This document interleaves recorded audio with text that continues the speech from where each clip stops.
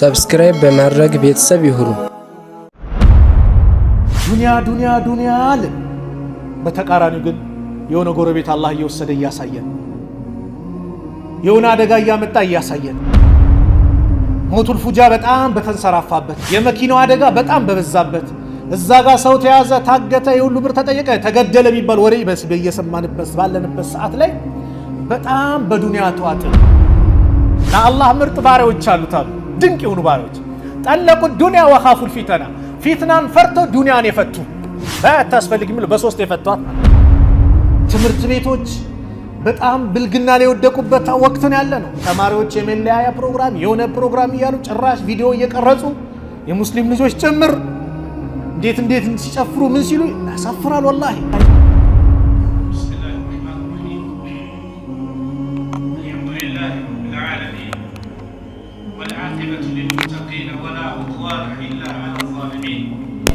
وأشهد أن لا إله إلا الله ولي الصالحين وأشهد أن محمدا عبده ورسوله صلى الله عليه وعلى آله وصحبه وسلم تسليما كثيرا وبعد السلام عليكم ورحمة الله وبركاته. نعم بزاج ጭንቅቀን ከአላህ سبحانه وتعالى የሚመጣው ፍርድ ከባድ ሁኔታ ከባድ ቀን ያንቀናል። ያንቀን አላህ Subhanahu Wa Ta'ala ህፃናት ልጆች የሚያረጁበት፣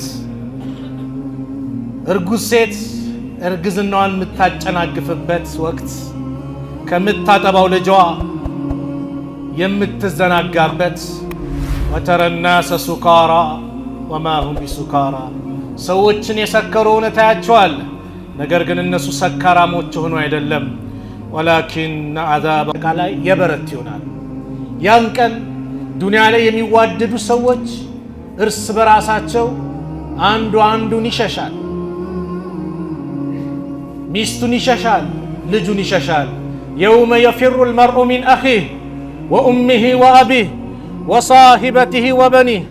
ያን ቀን ማለት ሰው አባት ልጆቹን፣ ሚስቱን፣ እናት አባቱን የሚሸሽበት ቀን፣ ከወንድሙ የሚያፈገፍግበት የሚሸሽበት ቀን ነው። ያን ቀን ማለት በዛ ቀን ላይ በዛ ጭንቅ ሰዓት ላይ አላህ Subhanahu Wa Ta'ala ነጃ ሚላቸው ሰዎች ግን አሉ።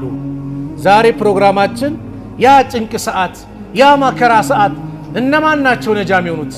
በዛች በላባቸው በሚጥለቀለቁበት ሱብሃንአላህ ሰው ላቡ የራሱ ላቡ ውሃ ሆኖ ጎርፍ ሆኖ ያጥለቀልቋል። ነብዩ አለይሂ ሰላቱ ወሰላም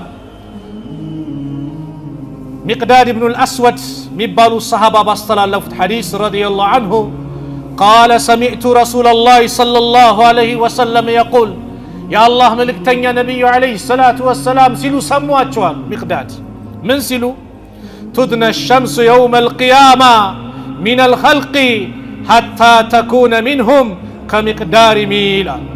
ፀሐይ يوم القيامة በፍጥራኖቹ ላይ ትቀርባለች፣ በጣም ትቀርባለች። سبحان الله አሁን ባለው ጥናት እነዚህ ተማሪዎች ሲናገሩ ፀሐይ ካለችበት ዝቅ ከፍ ብትል ትንሽ የሰው ልጅ በብርድ መቀመጥ አይችልም፣ በረዶ ነበር የሚሆነው።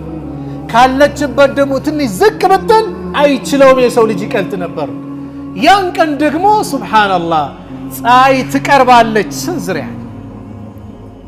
ከዛ ምን አሉ ነብዩ ሰለላሁ ዐለይሂ ወሰለም فيكون الناس على قدر اعمالهم في الارق ሰዎች በላባቸው ልክ እንደየስራቸው መጠን ይሆናሉ፣ እንደሰሩት ስራ። فمنهم ከነሱ ማከል من يكون إلى كعبيه እስከ ቁርጭምጭሚቱ ላቡ የምትወጣች ቁርጭምጭሚቱ ድረስ ላብ ነው አስቡት።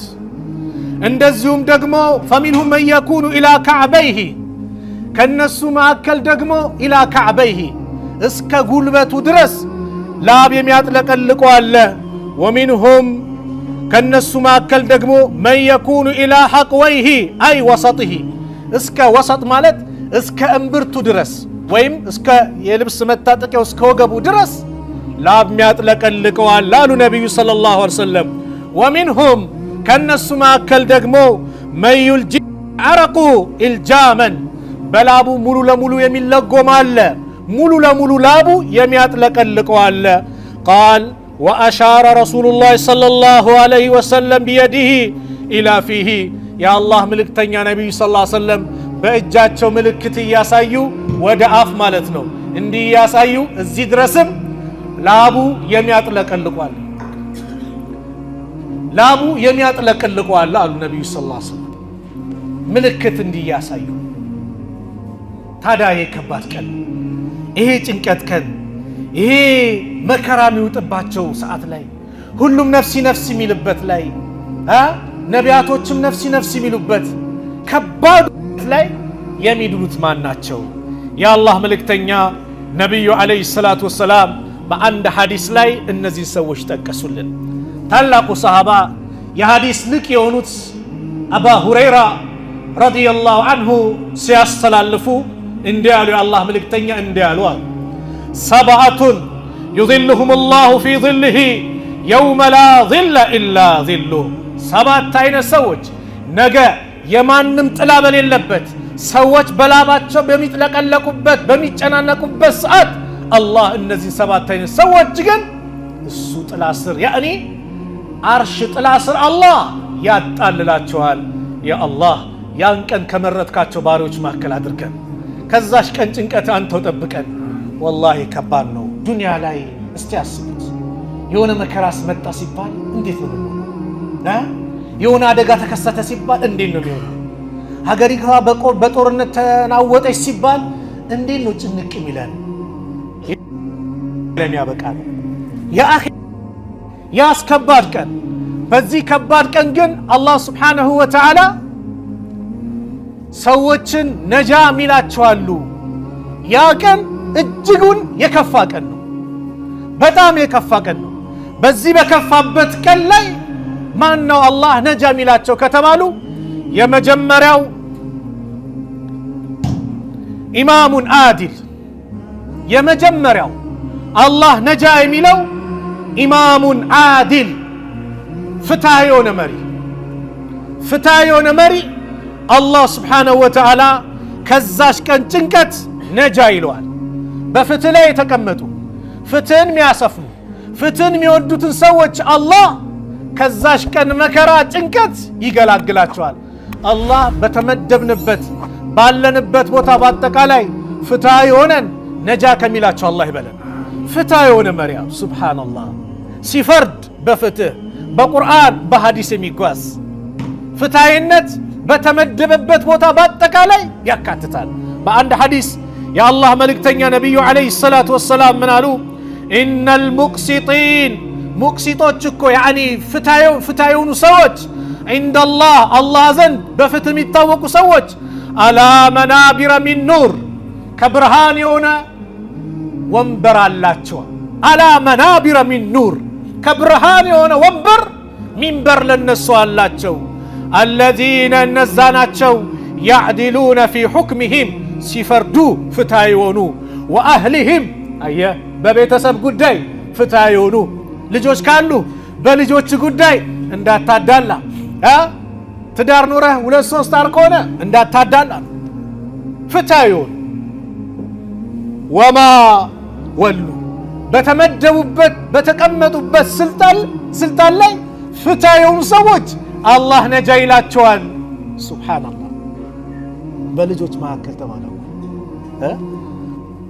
አንድ ሴት አባሏ ለልጇ ይሄን ነገር ሰጥቼዋለሁ ሲላት ለነቢዩ ሰለላሁ ዐለይሂ ወሰለም ሂድና አስመስክር አለችው።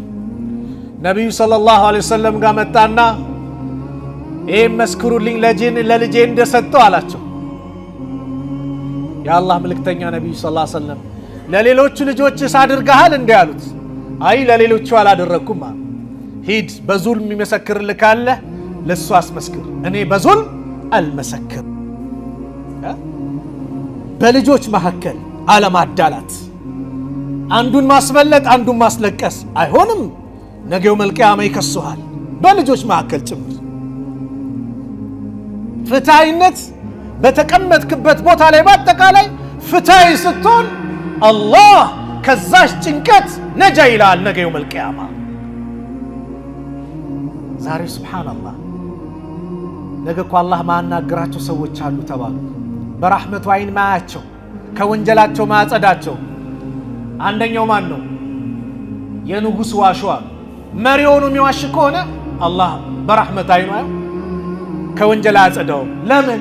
ንጉስ ነዋ፣ ፈላጭ ቆራጭ ነዋ። ምን ግን ማን አስገዱት? ምን ይዋሻል? እውነቱን ቢናገር ማን ሊቀጣው? መሪ ነዋ። አያችሁ፣ የድሃ ኩራተኛ አሉ ሁለተኛ። ሶስተኛው የሽማግሌ ዝሙተኛ። አላህ ይጠብቅ። እነዚህ አላህ በረሕመቱ አይኑ ያያቸው ከወንጀላቸው አጸዳቸው። አላህ አናግራቸው አሉ ነብዩ ሰለላሁ ዐለይሂ ወሰለም። ወአቅሲጡ ፍትሃዩኑ። ለምን? ኢነላሃ ዩሂቡል ሙቅሲጢን። አላህ ፍትሃዩኑ ሰዎችን ይወዳቸዋል። አላህ ከወደደ ሳር ቅጠሉ ይወድሃል። አላህ ከወደደ መላእክቶች ይወዱሃል። አላህ ከወደደ ዱንያ ላይ ተወዳጅ እንድትሆን አላህ ያደርጋል። ስለዚህ የመጀመሪያው ማን ነው? ፍትሃዊ የሆነ መሪ አሉ ነብዩ ሰለላሁ ዐለይሂ ወሰለም። በየትኛውም ቦታ ላይ አላህ ፍትሃዊ ሆኑ አላለ። ያ አዩሃ الذين آمنوا كونوا قوامين بالقسط شهداء لله ولو على أنفسكم። ፍትሃዊ ሆኑ በነፍሶቻችሁ እንኳን ብትሆን ለአላህ ምስክርነት ስትሰጡ ፍትሃዊ ሆናችሁ መስክሩ። በነፍሶቻችሁ ቢሆን አዊል ዋሊደይን በወላጆቻችሁ ወልአቅረቢን በቅርብ ዘመዶቻችሁ። ዘመዴ ስለሆነ ያልሰራውን ለሱ ነው አትበል። ጓደኛዬ ስለሆነ አትበል። የኛ ሰፈር ልጅ ስለሆነ አትበል። አላህ ይመለከታል። እንኳን ለጎረቤት እንኳን ለጓደኛ አይደለም በራስ ላይ ፍትሃዊ ሁን። ፍትህ በኢስላም ትልቅ ቦታ የተሰጠው መሪዎች ነበሩ ቀደምቶቹ። መሪ ለመሆን ይባላል እንደ ኢስላም ምሁራን አገላለጽ 3 ነገር ማሟላት አለበት። አንደኛ ፍትሃዊ መሆን አለበት። ሁለተኛ አዛኝ መሆን አለበት። ሶስተኛ ጀግና መሆን አለበት።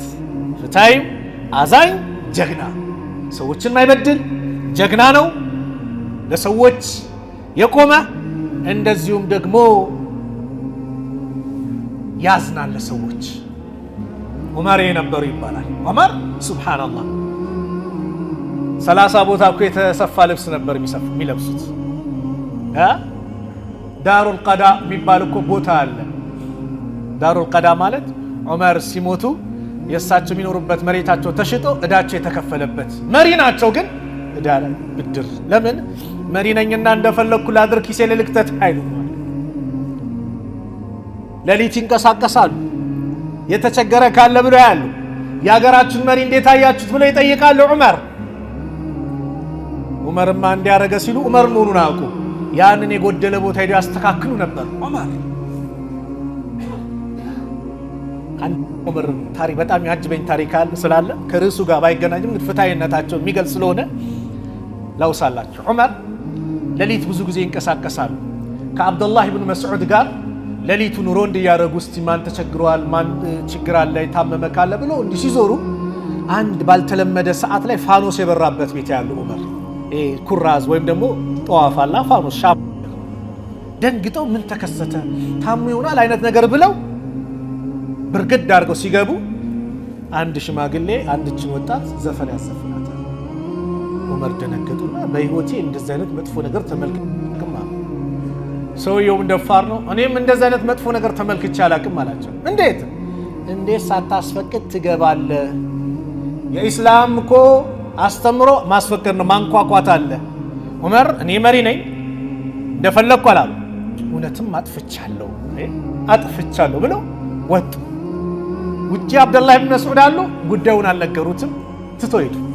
ከጊዜያት በኋላ መስጊድ ውስጥ ይህንን ሽማግሌ ያገኙት ነብዩ ማን ነው ዑመር መጡና በአላህ ይሁንብኝ፣ ነብዩን በእውነት በላከው ጌታ ይሁንብኝ፣ የዛሽ ቀን ያየዋትን ነውር እንኳን ለሌላ ሰው አይደለም ውጪ ላይ ሲጠባበቀኝ ለነበረው ለአብደላህ ኢብኑ መስዑድ ጭምር አልተናገርኩም አሉ ዑመር።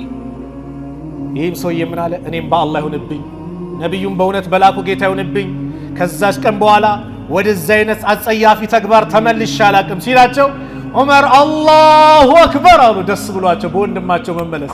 መስጊድ ውስጥ ያለ ሰው በአጠቃላይ ተክቢራውን ሰማ። ምን እንደተከሰተ ማንም የለም። ፍትሃዊ መሪ።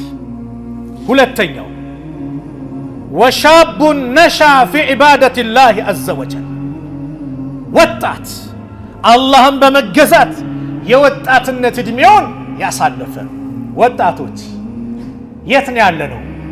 አላህ ቦታ አላህ ወይስ ሸይጣንን የሚያስደስተው ቦታ? የት ነው ያለ ነው? ወጣቶች ወጣትነት ኒዕማ ነው ወላሂ።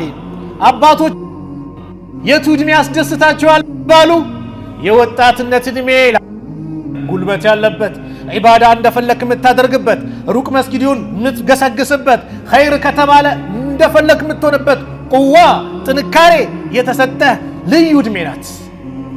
እችን እድሜ ለአላህ መስጠት ነገ የውመል ቂያማ የማንም ጥላ በሌለበት ነፍሲ ነፍሲ በሚባልበት ሰዓት ላይ አላህ እዛ ጥላ ስር ያጣልልሃል። ወጣት ከመግሪብ እስከ ኢሻ ኪታብ ብረህ ቁጭ ብለህ ቅራ፣ ከሱቢ በኋላ ቅራ። ቀን ላይ ስራኩ ወጣት ተፍሲሩን ማን ይቅራው? ወጣት የነቢዩን ሐዲስ ሲራ ማን ይማረው? ወጣት ፊቅሁን ሐዲሱን አቂዳውን ማን ይቅራው? ማን ይማረው? ወጣት አንተ ካልተማርከው ነገ ተረካቢ ነህ። የዲኑ ተረካቢ አንተ ነህ። የት ነው ያለነው ዛሬ ወጣቶች? ታዲያ ወጣቱ ዛሬ የት ነው የተቀመጠው? ሳይሰለች 5 አውቃት ሰላት ሱቢ ላይም ተነስቶ በጊዜ ተነስቶ ሰዓት ላላሳልፍ ብሎ ብርድም ቢሆን እየበረደው ዝናብም ቢሆን ዝናቡ እየመታው ያ አላህ መጥቶ አላሁ አክበር ይላል፣ አዛን ይላል፣ ሀያ አለ ሰላህ ይላል፣ አሰላቱ ኸይሩ ሚነ ነውም ይላል አይደል? ጥሪ ያደርጋል። መልስ ሰጠን። በየ5 አውቃት በቀን 5 ጊዜ ሀያ አለ ሰላህ ኑ ወደ ሰላት፣ ሀያ አለ ፈላህ ኑ ወደ መድህን ይላል። ወጣቶች የት ነን የዛ ሰዓት? ኳስ አለ ዛሬ። ስለዚህ ኳሱን ልጨርሰው፣ ቆይ በኋላ ደርሳለሁ። የትኛው ላይ ነው ያለው? ወጣትነት። ፖለቲከኞችን ይህን እድሜ ሊጫወቱብህ ይፈልጉሃል። እንደፈለጉ ሊያሽከረክሩ የዚህ የዛ ቲፎዞ ሊያረጉብህ የሚጫወቱበት እድሜ የሚፈልጉት ወጣቱን ነው። ወጣት ራስህን ወቅ፣ ስሜትህን ተቆጣጠር። የራስን ስሜት ፍልስፍና ትተን ወደ አላህ እንምጣ፣ ወደ አላህ እንቃረብ። እችን እድሜ ለአላህ ከሰጠን ነገ የውመል ቂያማ ከዛች ጭንቀት የሚድኑት አንዱ ወጣት ነው። ለዚህ ነው እኮ ሰው ልጅ ከቆመበት ቦታ ንቅንቅ አይልም። 4 ጥያቄ እስኪጠየቅ ተብሏል አይደል? ሐዲሱ ላ ተዙሉ ቀደመ አብድን ሐታ ዩስአለ አን ዑምሪሂ ፊማ አፍና። በእድሜው ይጠየቃል። በምን ከእድሜው ይነጠልና ወአን ሸባቢሂ ፊማ አብላ፣ የወጣትነት እድሜውን በምን አበሰበሰው እንዴት ጨረሰው ይባላል። ወጣት የአላህ ልትሆን ይገባል። አወል ሰልፍ መገኘት ያለብህ ወጣት አንተ ነህ። ጀግና መሆን ያለብህ አንተ ነህ። ዛሬ ለአላህ የሰጠነው እድሜ ነገ እርግና ሲመጣ፣ ሽምግልና ሲመጣ፣ መስጊድ መምጣት አቅቶ ቤት ብትቀመጥ፣ ቤት ብትሰግድም አላህ መስጊድ መጥተህ እንደሰገድ ካድርጎ ይጽፍልሃል። ለምን? በወጣትነት እድሜ ከአላህ ጋር ተዋውቀሃል። በጭንቀት ሰዓት አላህ ያውቀሃል። ሶስተኛው ሚድኑ ሰዎች ወረጁሉን ቀልቡሁ ሙዓለቁን ቢልመሳጅድ። አላሁ አክበር። ቀልቡ መስጊድ የተንጠለጠለ ሰው አሉ ነቢዩ ሰለላሁ ዐለይሂ ወሰለም። መስጊድን የሚወድ ዙሁር አዛን አለ ተደስቶ ሰግዶ አስርን ሚናፍቅ ማለት ነው። የግድ መስጊድ መቀመጥ አይደለም፣ ባለበት ሆኖ አስርን ሚናፍቅ፣ መግሪብን ሚናፍቅ፣ ኢሻን ሱቢን ሚናፍቅ፣ አዛንን ሚናፍቅ፣ መስጂድ ሚል ዛሬ አላህ ይዘንልን። ይሄ የስነ ምግባር መፍለቂያ ቦታ የሆነው መስጊድ ሲፈልግ ካርታ ይሰጥና አልተስማማኝም ብሎ ያፈርሳል። ሲፈልግ ደግሞ የሆነ ክልል ላይ አዛኑ ረበሸን ብሎ ማይኩን ድምፅ ማውጋውን ያወርዳል። ምን አይነት ሸይጣን አለብን? አዛን የማይወደው ሸይጣን ነው። ነብዩ ሰለላሁ ዐለይሂ ወሰለም ነገሩ። አዛን ሲባል ሸይጣን አዛኑ የማይሰማበት ርቀት ይርቃል፣ ይጠፋል። ለዚህ ነው ሰሃቦች የሆነች ክፍለ ሀገር የሆነች ጫካ ቦታ ላይ በመንገራቸው ላይ ከሄዱ ጫካ ቦታ ላይ ካረፉ አዛን ይላሉ። ለምን? ሸይጣኑ ከዛ አካባቢ እንዲርቅ። አዛን የሸይጣን ትልቅ መሳሪያ የሚያስበረግገው። ይሄንን አዛን አልወድም የሚል ካለ ሸይጣን አለብህ አንተ፣ ሩቅያ ያስፈልግሃል፣ ሊቀራብህ ይገባል። እንዴት መስጊድ አንተ ምን አይነት ደፋር ነው? መስጊድ ላይ አይ በጭራሽ አዛን መስማት የለብህ መውረድ አለበት፣ መስጊድ የሚባል ማየት አንፈልግም። በሙስሊሙ ልብ ምድር ባጠቃላይ መስጊድ ናት። የትም ቦታ ብትደርሱ ሰላት ከደረሰባችሁ ስገዱ ብለው የመከሩን የአላህ መልእክተኛ ናቸው። ግን ልቡ መስጊድ የተንጠለጠለ ሰው ነገ የውመል ቂያማ ይድናል። እኛስ በተቃራኒ ልባችን የት ነው የተንጠለጠለው? የት ነው የተንጠለጠለው? መስጊድ አዛን ሲሉነት ያስደስተናል ወይስ ኡፍ ይሄ ደግሞ ጀመረ ገና ሰዓት ይቀራል ይላል አይደል? አላህ ይዘነን። እንዴት ይሄ መሆን የለበትም። ወላሂ መስጊድ አላህ ከቦታዎች ሁሉ የሚወደው ትልቁ ቦታ መስጂድ። አላህ ዘንድ ተወዳጅ ቦታ እንደ መስጂድ የለም።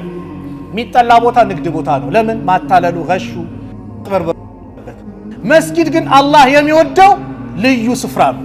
ስለዚህ ይህንን ቦታ ልቡ ሚንጠለጠል ሁሌ መስጊድ መስጊድ የሚል ሰው አላህ ስብሓነሁ ወተዓላ ነገ የውመል ቂያማ ከዛች ጭንቅ ቀን ምን ያደርገዋል? ይገላግለዋል አሉ። አራተኛው ወረጁላኒ ተሐባ ፊላህ እጅተማ ዐለይህ ወተፈረቀ ዐለይህ። ሁለት ሰዎች ለአላህ ብለው የተዋደዱ ሲገናኙ ሲለያዩ። ከራሴ ጀምሮ ራሳችን ጠይቁ ወንድሞች፣ ግንኙነታችን ለማን ነው?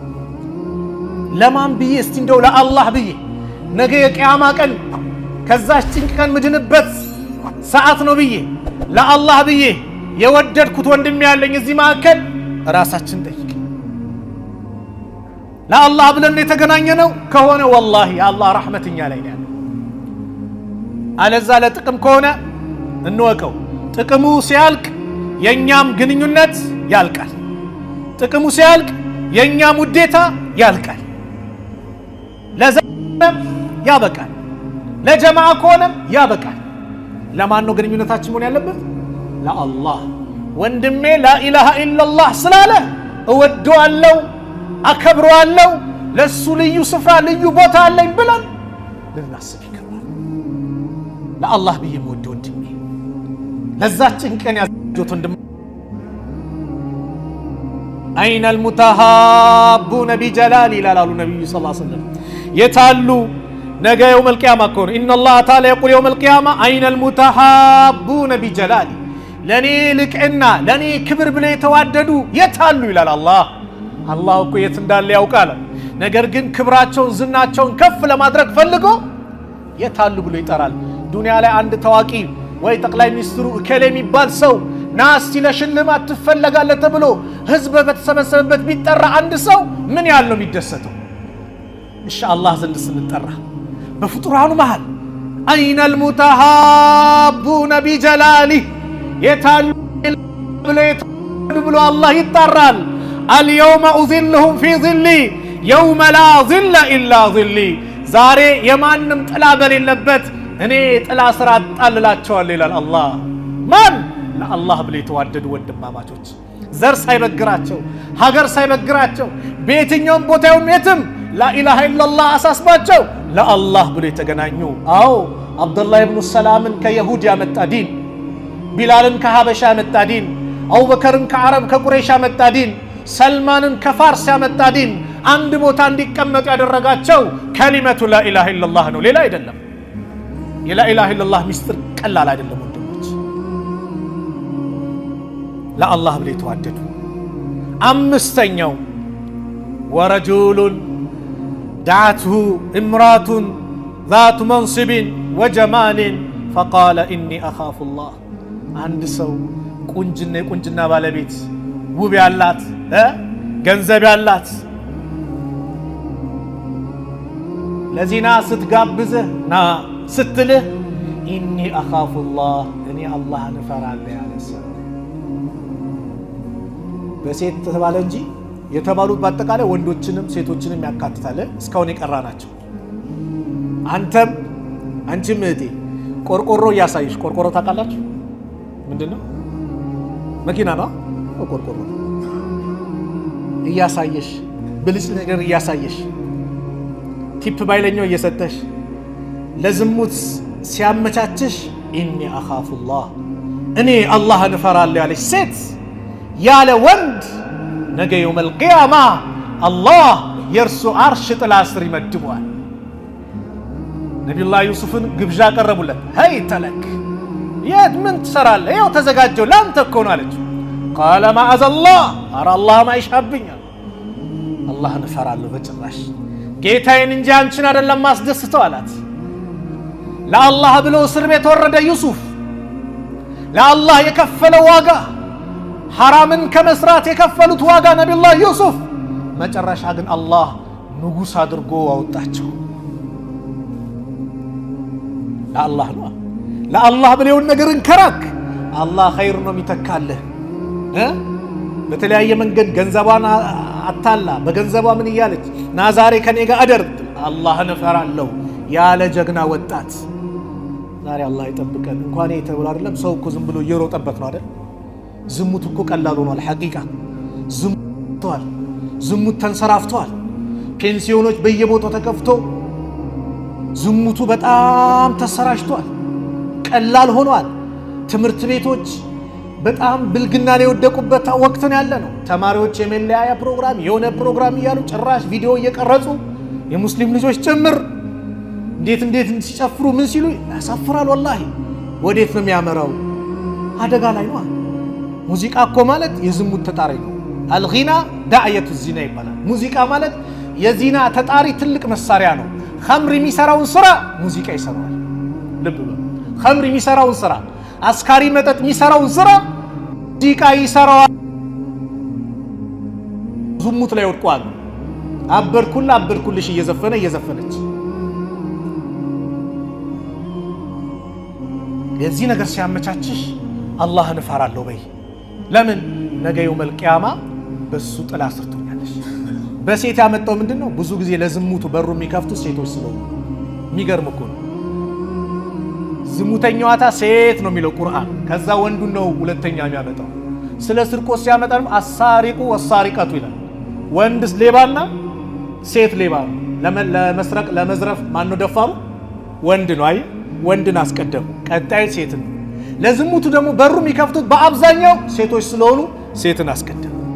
ሴት ልጅ ራሷን ከጠበቀች ሂጃቧን ከለበሰች ኮስታራ ከሆነች ማንም አይጠቃትም።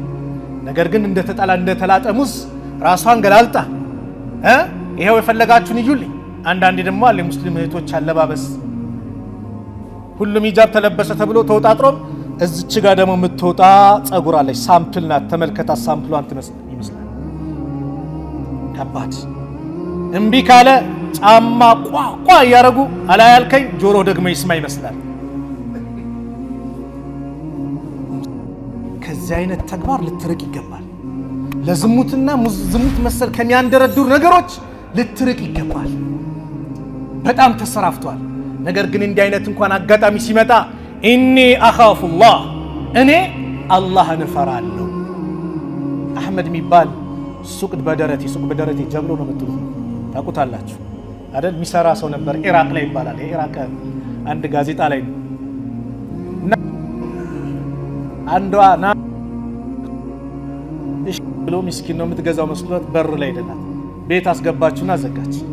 ከኔ ጋር ትተኛለህ፣ እምቢ ካልክ እኔን እንዲህ ሊያጠቃኝ ነው ሊደፍረኝ ነው ብዬ እጮሃለሁ፣ ኋላ እስር ቤት ትገባለህ አለች። ግራ ገባው። እምቢ ካለ ልታሳስረው፣ እሺ ካለ ደግሞ ማንን ሊያምስ ነው? አላህን ሊያምስ ነው። ታዲያ ካንቺ ጋር እንደዚህ ሆኜ እንዴ ገላይን ታጥቤ አላት። ደስ አላት። እሺ አለች። ሱብሃንአላህ ገባና አይነ ምድሩን ካካውን ለቅልቆ ሰውነቱን መጣ። በዱላ እየደበደበች አባረረችው። ይህ ሰው ሲሞት ይላሉ ጀናዛው መዓዛው ልዩ መዓዛ ይሸት ነበር ብሎ ይናገራል። ዱንያ ላይ ለአላህ ብሎ ተዋረደ። ሲሞት ግን አላህ የጀናዛውን መዓዛ ልዩ አደረገው። ጥሩ መዓዛ እንዲኖር አደረገው። መን ተረከ ሊላሂ ሸይአን አወደሁ ላሁ ኸይረን ሚንሁ። ለአላህ ብሎ አንድን ነገር የተወ አላህ የተሻለ ይተካል። እህቴ የሆነ ነገር ቸግሮሽ መግቢያ መውጫ ቤት ክራይ መክፈያ አጥቶሽ የሆነ ነገር ብቻ ጭንቅ ብሎሽ አንደኛው እኔ አካውንትሽ 200 300 ሺህ ከታለው ብቻ አንቺ እሺ በይኝ ሲልሽ አላህን ፈርተሽ አቁሚ ታይ አላህ ከዛ ብር እጥፍ አድርጎ አላህ ያመጣልሻል። ለአላህ ብለሽ ከተውሽ አንተም እንደዛው ለሁሉም ነው መልእክቱ። ስድስተኛው ወረጁሉን ተሰደቀ ቢሰደቀት فأخفاها حتى لا تعلم شماله ما تنفق يمينه ሱብሃንአላህ። ሰደቃ ያወጣ ሰው ተሰደቀ ቢሰደቀት አንድችን ሰደቃ የሰጣ ነገር ግን ሰደቃ ሲሰጥ ድብቅ ያደረጋት ኢኽላስ ያላት ቀኝ እጁ ሲሰጥ ግራ እጁ ማታውቅበት ሰደቃ ግልጽ ነው። ድብቅ ለአላህ ብሎ የሰጠው ሰደቃ ካለ ነገ እሱም የውመል ቂያማ የአላህ አርሽ ጥላ ስር ይሆናል። አንተ ድብቅ አድርገህ ወንድም በሆነ ምክንያት ተጨናንቋል። የትምህርት ቤት የልጆች የሚከፍለው አጥቶ ጭንቅ ሲለው ሳታስታውቅ ማንነት ሂደ ትምህርት ቤት ልጆችን ክፍል ስታደርግ ለአላህ ብለህ የሰጠው እንደ ምሳሌ ነው። የቤት ኪራይ ጨንቆታል፣ በጎን ሂደህ ስትከፍልለት የሆነ ጉዳይ በቃ መታከሚያ አጥቶ ብር ሲል እዚች ጋር የሆነ ነገር እንትኑን ሀጃውን ስታወጣ ለማን ብለህ? ለአላህ ብለህ። ተርቧል፣ የሆነ አስቤዛ አድርገህ አስቀምጠህለታል ለማን ብለህ? ለአላህ። ደብቀህ አንተና አላህ ብቻ የምታውቁት ማንም አያውቅብህ ለአላህ ብለህ ያወጣህ ሰደቃ ነገ የውመል ቂያማ የማንም ጥላ በሌለበት ሰዓት አላህ የእርሱ ጥላ ስር ያስቀምጥሃል።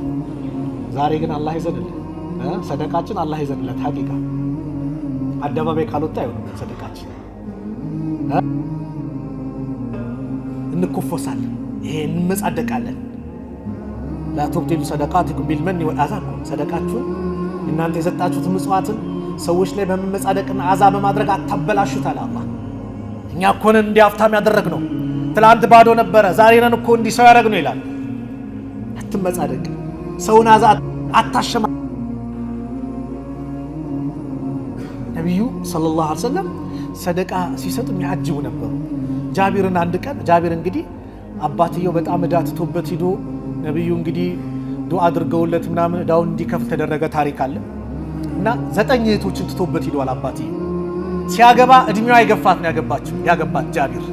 ለምን ወጣት አላገባም ሲሉት እንደሚያውቁት እህቶች አሉኝ እነሱን የምትንከባከብም እንድትሆንል ብዬ ነው። ወጣት ከሆነች ከነሱ ጋር አትግባባም ብዬ ራሱን እንግዲህ አሸነፈ እና ነቢዩ ሊረዱት ፈልገው እንዳደረጉት ታውቃላችሁ? አህያ ነበረችው ሽጥልኝ አሉት። እሺ ስንት ይሆናል? ኋላ ወደ 40 ዲናር አካባቢ ተስማሙ። ከዛ በኋላ ይሄን ይዘይድና መዲና ላይ ደግሞ ስንገባ እዛን ይሰጠኛል አሁን ሄደበት። ከዛ ብሩን ሰጡት ሄደ። ከኋላ የሚከተል ሰው መጣ። አይ በቃ መልሰው ሊሉኝ ነው ብሎ ጨነቀው። ነቢዩ ሰለላሁ ዐለይሂ ወሰለም ገንዘቡም አህያውም ያንተ ናት ብለዋል አሉት። አያችሁ እንዴት ልቡ ላይ ደስታ እንደሚያመጡ እንዴት እንደሚያስደስቱት። እንኳን ሊመጻደቁበት ይቅሩና እንኳን ሊያሸማቅቁት ይቅሩና እንዴት እንደሚያስደስቱት። እኛ ሰደቃችን ሰደቃ ወንድሞች ሁሉ ቢነገር መሰለቸት የሌለበት። ለምን ካላችሁ በየዕለቱ ጧት መላእክቶች ይወርዳሉ ዱዓ የሚያደርጉ ምን ይሉ አላህ ወይ የሚሰጥን ሰው አፋፋለት አብዛለት ይላሉ በየቀኑ። የማይሰጥን እምቢ የሚለውን ደግሞ አጥፋበት አውድምበት ይላሉ። የሰው ልጅ ሲሞት መጀመሪያ ልስራ ብሎ የሚያስበው ኸይር ስራ ሰደቃው ነው አሉ። ወአንፊቁ ሚማ ረዘቅናኩም ሚን ቀብል አን ያእቲየ አሐደኩሙል መውት። እኛ ከሰጠናችሁ ሲሳይ አንዳችሁ ላይ ሞት ከመምጣት በፊት ፈየቁል ከማለቱ በፊት ረቢ ጌታዬ ወይ ለውላ አኸርተኒ ኢላ አጀሊን ቀሪብ፣ ዱንያ ላይ ትንሽ ጊዜ ብታቆየኝ ትንሽ ጊዜ ብትሰጠኝ እንደው ብትመልሰኝ ፈአሰደቀ ይላል ሰደቃ አውጣ ነበር ይላል። ሱብሃንአላህ። ዑለማዎች ምን አሉ? ኸይር ስራ ተብሎ የሚታየው የዛኔ ሰዓት ሰደቃው ነው። ወአኩን ሚነ ሷሊሒን ይላል ከደጋጎች ሆናሉ ይላል። ያ ሰዓት ግን ፋይል ተዘግቷል። ስለዚህ ለአላህ ብለን የሰጠና ሰደቃ ምን አለ? የመጨረሻው ነብዩ ምን አሉ? ወረጁሉን ዘከረ አላህ ኻሊያን ፈፋደት አይናሁ።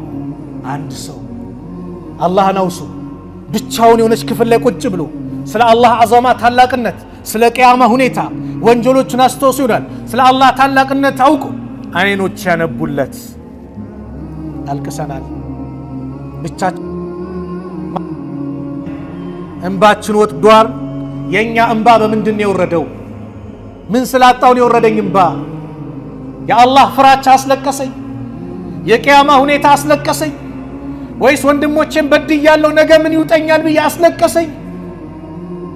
ኸይር ያንሰብኛል ብዬ አስለቀሰኝ? ወንጀል የበዛ ብሎ አስለቀሰኝ? ወይስ ምንድን ነው ያስለቀሰኝ? ዱንያ የምወዳት ልጅ ስለሄደችብኝ ያለቀስኩት? አንቺስ ምትወጂ ልጅ ስለሄደብሽ ነው ያለቀሽው? ምንድን ነው ያስለቀሰሽ? ምንድን ነው ያስለቀሰኝ? ነገ ግን በዛች ጭንቀን የሚድኑት ወረጁሉን ዘከረላህ ኻሊያን እኮ ነው፣ ብቻውን ተነጥሎ ማንም ሳየው።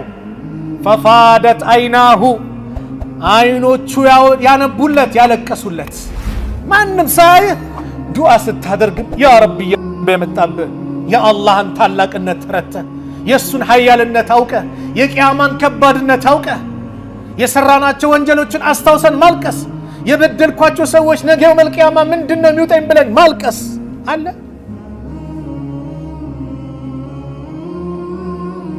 ስለዚህ ቀን ሐቂቃ ከባድ ናት። ይሄን ርዕስ ያዘጋጀሁት ሰው ሐቂቃ በዱንያ በጣም ተወጠረ። ዱንያ ዱንያ ዱንያ አለን። በተቃራኒው ግን የሆነ ጎረቤት አላህ እየወሰደ እያሳየን፣ የሆነ አደጋ እያመጣ እያሳየን፣ ሞቱል ፉጃ በጣም በተንሰራፋበት፣ የመኪናው አደጋ በጣም በበዛበት፣ እዛ ጋር ሰው ተያዘ፣ ታገተ፣ የሁሉ ብር ተጠየቀ፣ ተገደለ የሚባል ወሬ በየሰማንበት ባለንበት ሰዓት ላይ በጣም በዱንያ ተዋጥን። ዙልሙ በጣም በዛ፣ ማጭበርበሩ በጣም በዛ።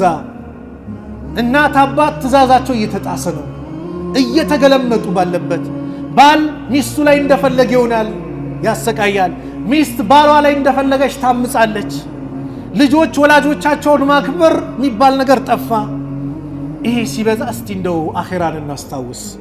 አኺራን አስታውሰን ትንሽ ከተመለስን፣ ትንሽ የዱንያን ቀድር ካወቅን በሚል ነው። ዱንያ ኢማሙ ሻፊ ሲገልጿት ምናሉ በግጥም ላይ ኢና ሊላሂ ዒባደን ፉጠና ጠለቁ ዱንያ ወኻፉ ልፊተና ነዘሩ ፊሃ ፈለማ ዓሊሙ አነሃ ለይሰት ሊሐይን ወጠና ጀዓሉሃ ሉጀተን ወተኸዙ ሳሊሐ ልአዕማል ፊሃ ሱፉና። ለአላህ ምርጥ ባሪያዎች አሉት አሉ፣ ድንቅ የሆኑ ባሪያዎች። ጠለቁ ዱንያ ወኻፉ ልፊተና፣ ፊትናን ፈርተው ዱንያን የፈቱ ባያታስፈልግም በሶስት የፈቷት ማለት ለምን?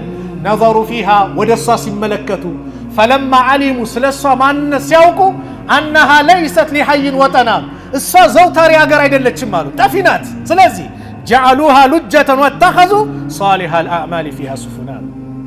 ልክኛ ከባህር ላይ ወደ የብስ ላይ ለመሸጋገር ምን ያስፈልጋል? መርከብ ያስፈልጋል። እነሱ ዱንያን መልካም ስራ አድርገው እንደ ባህር ማለት ነው እንደ ሰፊና አድርገው ወደ አኼራ መሸጋገር ያደረጓት። ስለዚህ ምን አለን ብለን እናስታውስ ለማለት ነው። የእኛንም መጨረሻ አላህ ያሳምርልን። የእኛንም መጨረሻ አላህ ያሳምርልን። መጨረሻችንን አላህ ያሳምርልን። ረበና አቲና ፊ ዱንያ ሐሰና ወፊ ልአኺረቲ ሐሰነተ ወቂና ዓዛበ ናር ወሰለላሁ ዐላ ነቢይና ወዐላ አሊሂ ወሰሕቢሂ ወሰለም ወአኺሩ ዳዕዋና አኒል ሐምዱሊላሂ ረቢል ዓለሚን ወሰላሙ ዐለይኩም ወረሕመቱላሂ ወበረካቱሁ።